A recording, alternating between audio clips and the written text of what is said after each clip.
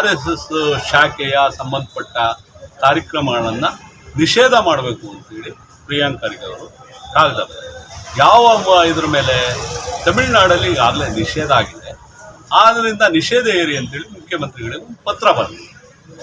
ಆ ಪತ್ರ ಇಟ್ಕೊಂಡು ಅದು ಬರೆದಿದ್ದಾರೆ ಅನ್ನೋ ಒಂದು ವಿಚಾರ ಇಟ್ಕೊಂಡು RSSನ ಕೆಲವು ಅವರು ಸಿದ್ಧಾಂತ ಇರೋರು ಅಂತ ಹೇಳ್ತಾರೆ, ಸಿದ್ಧಾಂತ ಬಿಟ್ಟು ಅಮ್ಮ, ತಾಯಿ, ಅಕ್ಕ, ತಂಗಿ ಎಲ್ಲ ಪದ ಬಳಕೆ ಮಾಡ್ತಾರಲ್ಲ, ಇವರು RSSನಲ್ಲಿ ಶಾಖೆನಲ್ಲಿ ಪಾಠ ಹೇಳ್ಕೊಡೋದು ಇದೇನಾ?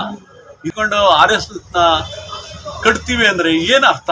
ಇವತ್ತು RSS ಕಟ್ತಾ ಇರೋದು ಯಾರು ಯುವಕರು ಮನೇಲಿದ್ದಾರೆ, ಯಾರು ಯುವಕರು ಉದ್ಯೋಗ ಇಲ್ಲ, ಆ ಥರ.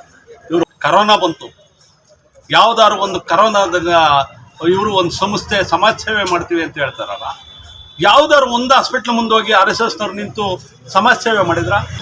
ಸತ್ತಂತವ್ರನ್ನ ತೊಗೊಂಡೋಗಿ ಸಂಸ್ಕಾರ ಮಾಡೋದೇನಾರ ನೋಡಿದ್ರಿ?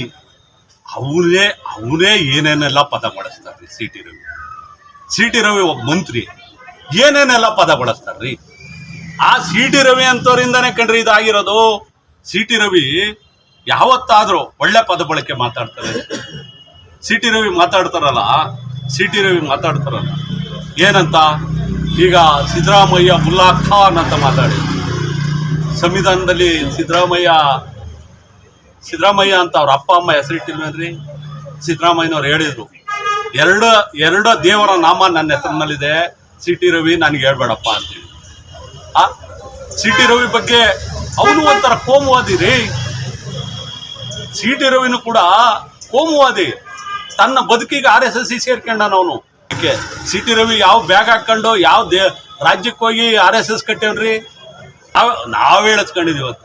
ಅದೇನು ನಾವೆಲ್ಲ ಮುಟ್ಟಾಳ್ರು. ಪ್ರಿಯಾಂಕ್ ಖರ್ಗೆ ಅವರು ಏನು ಗೊತ್ತಿಲ್ದವ್ರು, ಇವರೇ ಹೇಳಿಸ್ಕೊಂಡ್ಬಿಡ್ತಾರೆ. ಅದನ್ನೇ ಹೇಳ್ತೀರ ಸರ್. ಪ್ರಿಯಾಂಕ್ ಖರ್ಗೆಗೆ ಮಲ್ಲಿಕಾರ್ಜುನ್ ಖರ್ಗೆ ಅವ್ರ ಮಗ ಅನ್ನೋದೊಂದು ಬಿಟ್ರೆ ಅವ್ರಿಗೆ ಯಾವುದೇ ಅರ್ಹತೆ ಇಲ್ಲ, ಅಂಥವ್ರಿಂದ ನಾವು ಪಾಠ ಕಲಿಬೇಕಾಗಿಲ್ಲ ಅಂತಾನು ಹೇಳ್ತಾರೆ ಸರ್. ಹೌದಪ್ಪ, ಸಿ ಟಿ ರವಿ ಪ್ರಿಯಾಂಕ್ ಖರ್ಗೆ ಮಲ್ಲಿಕಾರ್ಜುನ್ ಖರ್ಗೆ ಮಗ. ಆದ್ರೆ ಪ್ರಿಯಾಂಕ್ ಖರ್ಗೆ MLC ಆಗಿ ಬಂದಿಲ್ಲ, ರಾಜ್ಯಸಭಾ ಮೆಂಬರ್ ಆಗಿ ಬಂದಿಲ್ಲ. ಜನರಿಂದ ಆಯ್ಕೆಯಾಗಿ MLA ಇಂದ ಮಂತ್ರಿ ಆಗಿರೋದ್ರಿ. ನೀನ್ ಹೆಂಗಾಗಿದಿ ಹಂಗೆಪ್ಪ. ಜನರ ಆಯ್ಕೆಯಲ್ಲಿ ಬಂದಿರೋದವರು. RSSನವ್ರಿಗಿನ್ನ ಸಿ ಟಿ ರವಿ ಕೋಮುವಾದಿ. RSS ಒಂದೇ ಅಲ್ಲ, ಈ ಥರ ಸಂಘಟನೆ ಯಾವುದೇ ಇದ್ರು, ಈ ರೀತಿ ಕಾರ್ಯಕ್ರಮ ಯಾರೇ ಮಾಡಿದ್ರು ಅದು ಬ್ಯಾನ್ ಮಾಡೋದ್ರಲ್ಲಿ ತಪ್ಪೇನಿದೆ? ಮುಸ್ಲಿಂ ಸಂಘಟನೆಯಲ್ಲೂ ಈ ಥರ ಇದ್ರೆ ಬ್ಯಾನ್ ಮಾಡೋದು ತಪ್ಪೇನಿದೆ?